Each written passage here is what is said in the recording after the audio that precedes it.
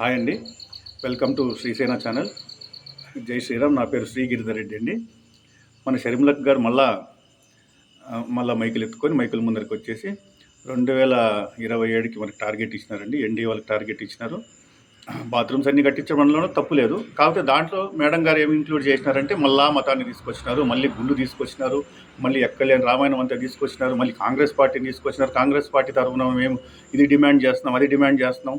అసలు మా కథ వేరని అక్క ఆల్రెడీ ఇందాక చాలా పెద్ద క్లాస్ పెరిగినారు చూసిన నేను. అక్కగారు, మన కాంగ్రెస్ పార్టీ 2004 నుంచి 2014 దాకా ఏమేమి స్కాములు చేసింది, ఏమేమి మన దేశానికి ద్రోహం చేసిందని జస్ట్ చాట్ జీపీటీలో కొట్టినానక్క. చాట్ జీపీటీలో కొట్టనే పట్ట పట్ట పట్ట పట్ట కొన్ని చిన్న చిన్న ఒక 4-5-6 స్కాములు మీ లెక్కలో చిన్న చిన్నవి అనుకోండి, మా లెక్కలో చాలా పెద్ద. 2008 2G స్పెక్ట్రమ్ స్కామ్ 1,76,000 కోట్లు. 2009 అగస్టా వెస్ట్లాండ్ హెలికాప్టర్ స్కామ్ 3,600 కోట్లు.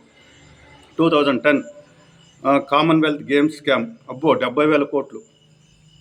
2010 ఆదర్శ్ హౌసింగ్ స్కామ్ 1,500 కోట్లు. 2012 కోల్ బ్లాక్ అలోకేషన్ స్కామ్, ఇది 1,76,000 కోట్లు. సింపుల్, 1,76,000 కోట్లు. ఇంకా ఏమేమి దేశద్రోహం, betrayal to the nation of India from Congress party from 2004 to 2014 అని కొడితే ఏమేమి వీక్నెస్లు చెప్పిందాక, వీక్నెస్లు ఏమేమి చెప్పింది, ఏమేమి దరిద్రాలు చేసినారని చెప్పింది. Weak economic management, national security failure, intelligence failure, defence failure. చూసినారు కదా మన బాంబే అటాక్స్, హైదరాబాద్ అటాక్స్, లుంబినీలు ఎంతమంది చనిపోయినారు, చాట్ బండార్లు ఎంతమంది చనిపోయినారు. ఏకంగా బాంబేకి వచ్చి నడి సెంటర్లో మీ గవర్నమెంట్లో వచ్చి కాల్చినారుక. ఎక్కడ ఉంది? నేషనల్ సెక్యూరిటీ లేదు. Next scam in social welfare, అది ఇందాకే చెప్పుకున్నాం. వీక్ ఫారిన్ పాలసీ, మన పాస్పోర్ట్ కాబట్టి వాల్యూ లేదు. సింపుల్. ఇట్లా రాను సపరేషన్ ఆఫ్ ఫ్రీడమ్ అండ్ పవర్ని ఇది చేయడం. ఓకే, పప్పెట్ గవర్నమెంట్ అంటక చాట్ జీపీటీ చెప్తాను, పప్పెట్ గవర్నమెంట్. అండ్ ఫైనల్గా మీ కథ ఏం తెలుస్తుందంటే, ఫైనలీ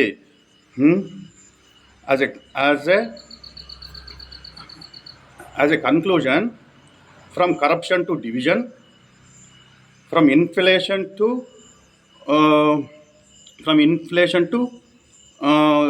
incompetency,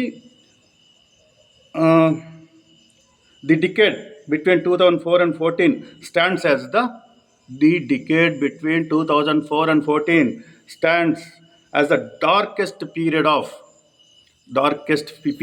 betrayal అంటే మోసము to the government, to the India by the Congress party. అంటే 2004 నుంచి 2014 మధ్యలో మీరు చేసిన స్కామ్లు, మీరు చేసిన మిస్టేక్స్, మీ వీక్నెస్లు, ఇది ఫైనల్గా ఏం తేల్చిందంటే, మీరు చేసిన ఫైనల్గా ఏం చెప్తుంది చాట్ జీపీటీ చెప్తానుకో, నేను కాదు. Chat GPT itself is saying what you done in between 2004 and 2014. మచ్చుకు మొన్ననే చెప్పినా కదా అక్క, నువ్వు ఓకే కొద్దిగా మేము గోపుతామని. పోని మన ఆంధ్రప్రదేశ్కి వచ్చి రోజు పొద్దుగులు అసలు కాంగ్రెస్ వాళ్ళకి మా గురించి మాట్లాడే అర్హత ఉంది. ఆంధ్రప్రదేశ్ ప్రజల్ని ఏదన్నా ఆంధ్రప్రదేశ్ గవర్నమెంట్ కానీ అడిగే హక్కు మీకుంది? అసలు 90% infrastructure, 90% of the industries, 90% of educational system మొత్తం హైదరాబాద్లో ఉంటే మా ఆంధ్ర తెలంగాణ ప్రజలను విభజించేటప్పుడు, విభజించినప్పుడు వాళ్ళు 1,800 మంది ఉసురు తీస్తారు. మాకు ఉండే ఇన్ఫ్రాస్ట్రక్చరు, ఉండే మొత్తం IT hub, education hub, industrial hub, pharma hub అన్నీ హైదరాబాద్లో ఉంటే ఉమ్మడి రాజ్యంలో 60% ఆఫ్ రెవెన్యూ అక్కడి నుంచి వస్తుంటే, ఆ రెవెన్యూ కూడా సంబంధం లేకుండా, ఏది లేకుండా మాకు రావాల్సిన మా భాగం రాకుండా, ఏమీ లేకుండా బయటకు వేసినారు కదా. నిలబెట్టేసినారు మమ్మల్ని. క్యాపిటల్ సిటీ ఇచ్చిండ్లా. ఎవరు కన్సెంట్ తీసుకున్నారు? మీరు అసెంబ్లీ దగ్గర తీసుకున్నారా? ఎవరి దగ్గర తీసుకున్నారు? డోర్లు వేసి విభజించి ఆంధ్ర రాయలసీమ ప్రజల్ని నడి రోడ్డు మీద నిలబెట్టిన మీ కాంగ్రెస్ పార్టీ ఈరోజు వచ్చి మా బాధలు మేము పడుకుంటాంటే 10 సంవత్సరాల నుంచి ఇప్పుడు లింగులిట్టుమని చెప్పి అక్కడ పిల్లని ఇక్కడికి వచ్చేసి ఆడదంటే అక్కడ దాని కదా మళ్ళీ వాళ్ళు ధరిమేస్తే మళ్ళీ ఈడికొచ్చి కాంగ్రెస్ పార్టీ తరఫున నువ్వు పర్సనల్గా వచ్చి ఒక ఆడబిడ్డలాగా అడిగింటే నీకు చెప్పే విధానం వేరే ఉంది. ఈ మతం ఇదంతా వదిలే. కాంగ్రెస్ పార్టీ తరఫున చదువుతూ అడుగుతాండవు కాబట్టి ఈరోజు మాకు సమాధానం చెప్పాలి. కాంగ్రెస్ పార్టీ తరఫున మాకు చేసిన బీట్రేయల్ అంటే మోసం, ఆంధ్ర రాయలసీమ ప్రజలకు చేసిన మోసానికి నువ్వు ఫస్ట్ సమాధానం చెప్పు. ఈరోజు ఊరికే ఎన్డీఏ సర్కార్ని, మా సీఎం బాబు గారిని, లేదా బీజేపీని, లేదా జనసేన వాళ్ళని వాళ్ళ నీళ్ళని ఆడిపోసుకోవడం కాదు. ముందు మీరు చేసిన దరిద్రం చెప్పండి.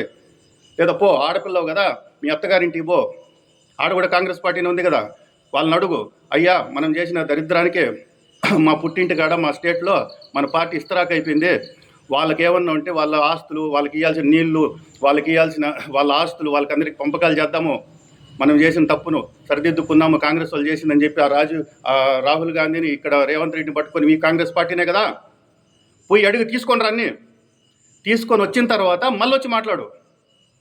పొద్దుగుకలు ఉన్నది కదా, కారులో డీజిల్ ఉండదు, వెనకంటే 4 గొర్రెలు వచ్చేసినారు కదా అని చెప్పి ఆ గొర్రెనాయుళ్ళు వెనకంటే తిరుగుతూ ఉంటారు కదా, వచ్చినారు కదని చెప్పి నీ ఇష్టం వచ్చేట్టు మైక్ ఎత్తుకొని మాట్లాడమే. ముందు కాంగ్రెస్ పార్టీ తరఫున మా స్టేట్ ఆడబిడ్డగా వచ్చి అడుగు, ఏదైనా చెప్తాం. కాంగ్రెస్ పార్టీ తరఫున వచ్చి మమ్మల్ని నువ్వు క్వశ్చన్ చేస్తున్నావు కాబట్టి మేము అడిగే క్వశ్చన్స్కి ఆన్సర్ చెప్పు.